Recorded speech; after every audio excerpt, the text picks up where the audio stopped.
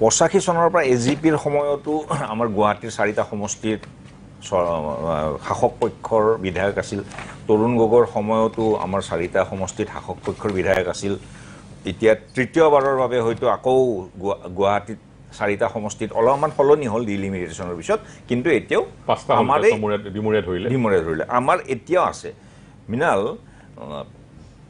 মই তোমাৰ লগত সম্পূৰ্ণ একমত এই কাৰণে নহয় কোনজন গুৱাহাটীৰ বিধায়কে গুৱাহাটীৰ মূল সমস্যাবিলাক একদম জ্বলন্ত ভাষাত বিধানসভাত এনেকৈ উত্থাপন কৰিছিল যে পিছদিনা সেইটো হেডলাইন হৈছিল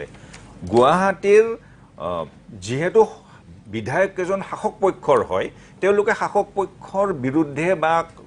ক'ব নোৱাৰে সাধাৰণতে এইটো নহয় কি জানি মই যদি গুৱাহাটীৰ পৰিসৰটো বহলভাৱে চাব বিচাৰো যে সাধাৰণতে ইয়াৰ আগৰবাৰ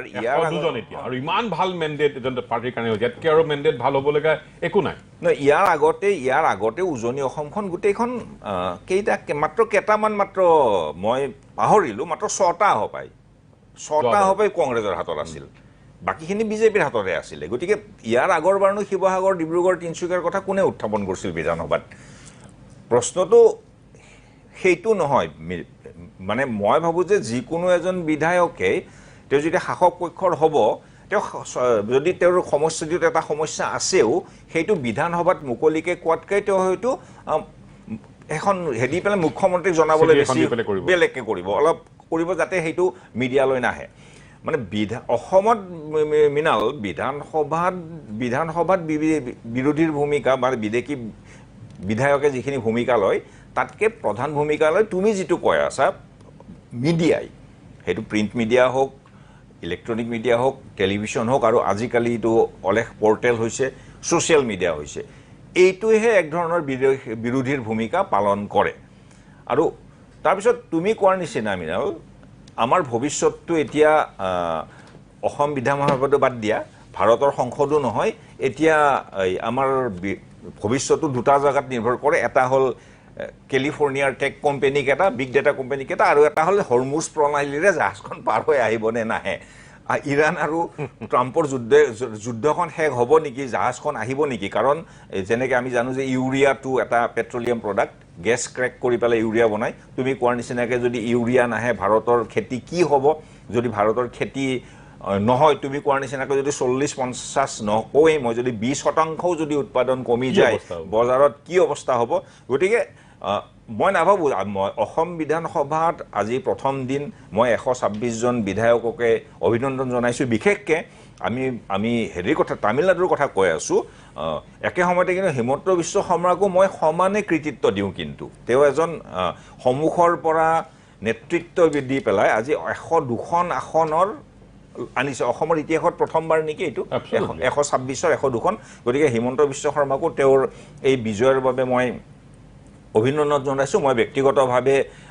সুখী তেওঁলোকৰ লগত মোৰ বিস্তৰ ৰাজনৈতিক বিভেদ আছে কিন্তু তেওঁক ব্যক্তিগতভাৱে তেওঁৰ সাফল্যত মই সুখী অনুভৱ কৰোঁ গতিকে মই অভিনন্দন জনাইছোঁ কিন্তু সমস্যাটো হ'ল কি বিনাল এই কণ্ট্ৰল এতিয়া যিবিলাক সমস্যা উদ্ভৱ হ'ব সেইবিলাক বিধানসভাত গুৱাহাটীৰ কৃত্ৰিম বানটোৱেই নোৱাৰোঁ আমি সমাধান কৰিব আৰু ইৰাক আৰু আমেৰিকাৰ যুদ্ধ আজিৰ তাৰিখত আমি যিটো অৱস্থা হৈছে আমি নাজানো আমাৰ অলৰেডি 2,06,000 কোটি শেহতীয়া ৰিজাৰ্ভ বেংকৰ মতে আমাৰ এতিয়া 2,06,000 কোটি টকা ধাৰ আছে আমি বছৰত প্ৰায় 20,000 কোটি টকা আমি হেৰি দিব লাগিব EMI দিব লাগিব আমাৰ এইটোৰ পৰিমাণ এতিয়া প্ৰায় GDPৰ প্ৰায় 28% আমাৰ বৃদ্ধি পাইছে আমাৰ ডেপটো আৰু যদি এই ধৰণৰ সমস্যা বাঢ়ে যদি কেন্দ্ৰীয় চৰকাৰৰ যিমানে বজাৰত বিক্ৰী কমিব সিমানে GST কমিব অসম চৰকাৰৰ আমি এখন দিল্লীৰ ওপৰত নিৰ্ভৰশীল চৰকাৰ আমাৰ নিজৰ পইচাৰে আমি অকল চৰকাৰৰ কৰ্মচাৰীখিনিকো দৰমহা দিব নোৱাৰোঁ তাৰ বাবেও আমি কেন্দ্ৰৰ পৰা নিৰ্ভৰশীল হ'ব লাগে কথাখিনি বহুত ইকনমিক ক্ৰাইচিছটো অৰ্থনৈতিক যিটো সংকট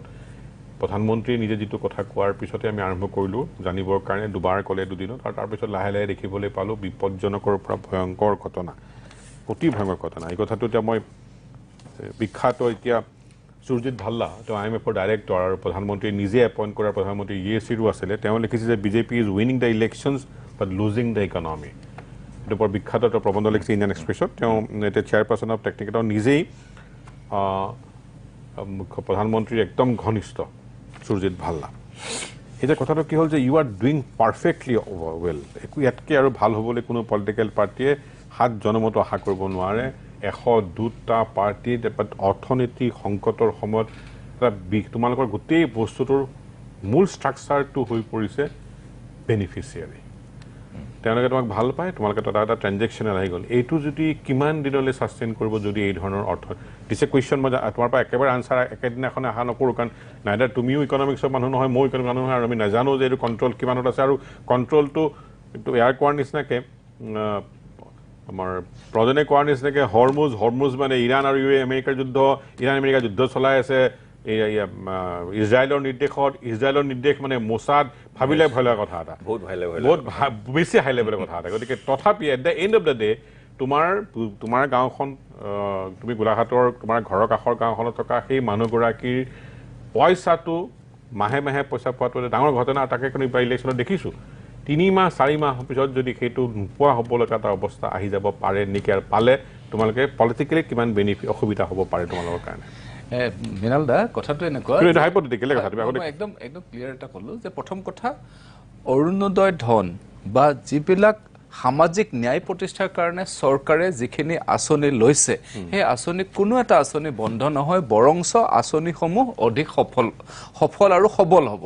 কেনেকৈ মই আপোনাক কৈছোঁ যে অসম চৰকাৰৰ যিটো বাজেটৰী এল'কেশ্যন তাত 2টা পদ্ধতিত মনিটাৰী যিটো কেপিটেলটো আহে এক হৈছে আমাৰ ঘৰুৱা যিবিলাক চ'ৰ্চেছ আমাৰ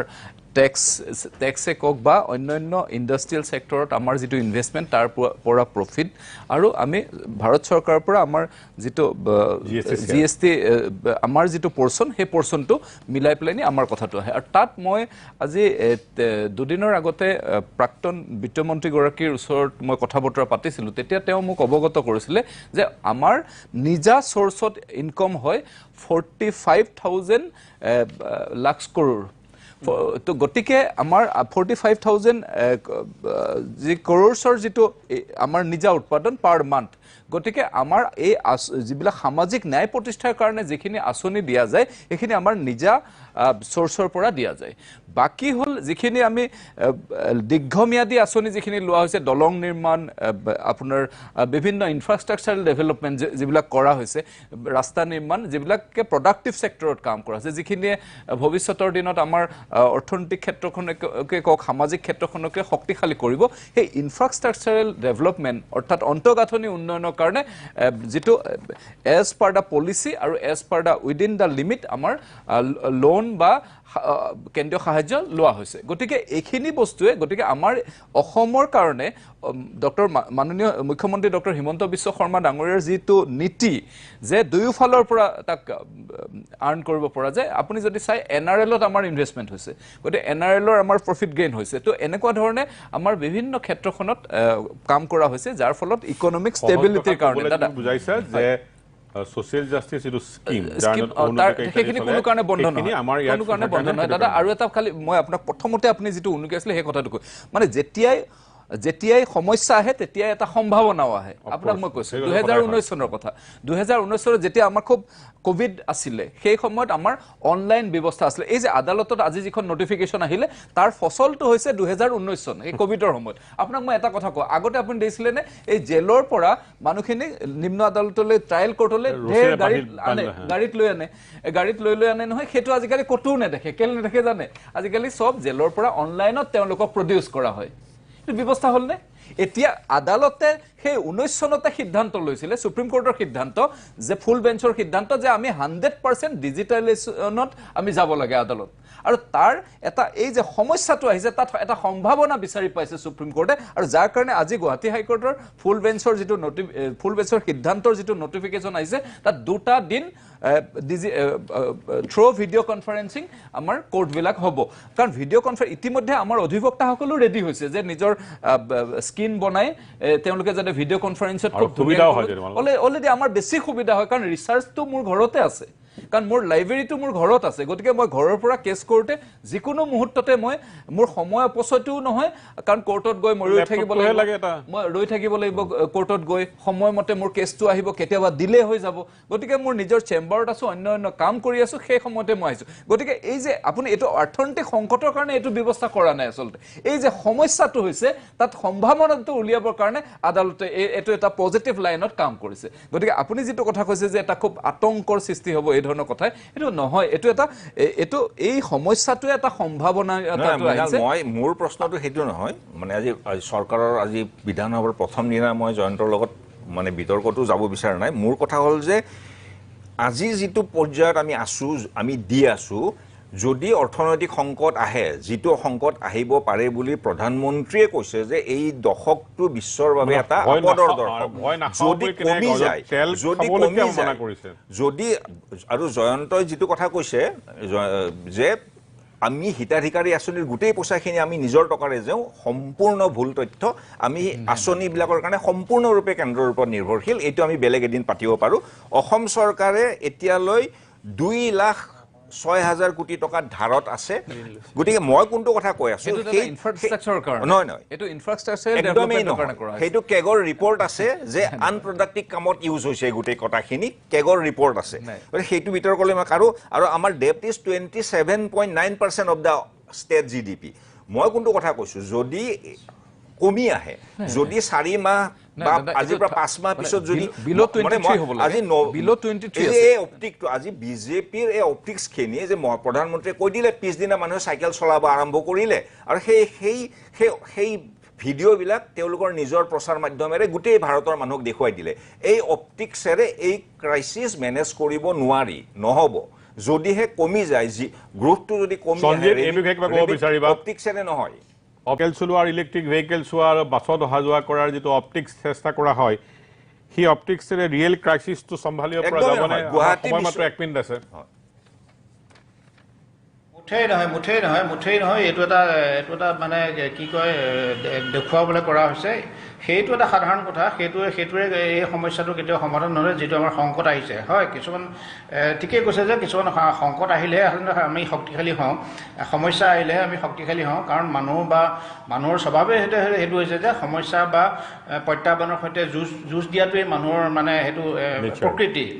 গতিকে কি হ'ল এই ধৰণৰ সমস্যা কিন্তু একে সময়ত আমি এইটো ভাবিব লাগিব যে অকল যুদ্ধৰ কাৰণে এই পৰিৱেশটো সৃষ্টি হৈছে নে বৰ নাই হোৱা সেইটো কিন্তু অলপ সন্দেহ আছে নাই হোৱা কাৰণ আমাৰ ইয়াত কাৰণ লেখাবিলাকে পঢ়িছো মইতো অৰ্থনীতিবিদৰ একেখিনি কথাই কৈছো যে সেইটো নহয় অকল যুদ্ধ কেন্দ্ৰিক হ'ব নালাগে আমি ইমানেই ঠুনুকা হৈ আছিলোঁ বা ইমানেই দুৰ্বল হৈ আছিলোঁ যে কেইদিনমান যুদ্ধ হোৱাৰ লগে লগে আমি ইমান হতাশ হৈ যাব লগা পৰিস্থিতিৰ সৃষ্টি হৈছে গতিকে কি হৈছে আমি এটা বস্তু বুজিব লাগিব যে কছমিক ডেভেলপমেণ্ট আৰু ছাষ্টেইনেবল ডেভেলপমেণ্ট এই দুটাৰ পাৰ্থক্যটো আমি বুজি পাব লাগিব তেতিয়াহে হ'ব কাৰণ যিমানে যি হওক আমাৰ মানুহখিনি আমি সৰ্বসাধাৰণ যদি আৰ্থিকভাৱে শক্তিশালী নহয় সৰ্বসাধাৰণৰ হাতলৈ যদি ধন নাহে সৰ্বসাধাৰণে যদি সকলো ক্ষেত্ৰতে আগবাঢ়ি নাযায় তেতিয়াহ'লে এমুঠিমান মানুহৰ হাতত আমাৰ ভৱিষ্যত কেতিয়াও সুৰক্ষিত নহয় সেইটো একেবাৰে সত্য কথা ধন্যবাদ এই যিখিনি আহিছে অজুহাত এতিয়া ট্ৰাম্পে কি কৰি আছে নাই ধন্যবাদ বৰদলৈ আপোনাৰ এই কথাখিনিতে মই ৰখাব লাগিব যে এছাম মানুহৰ শক্তিশালী হ'লেই নহ'ব নো ডাউট আমি কালি আকৌ এই অৰ্থনৈতিক সংকট আৰু মূল্য বৃদ্ধি হোৱা যে কালি যি আছুৰ যি প্ৰতিবাদ আছে সেইবিলাক লৈ আমি আলোচনা কৰিম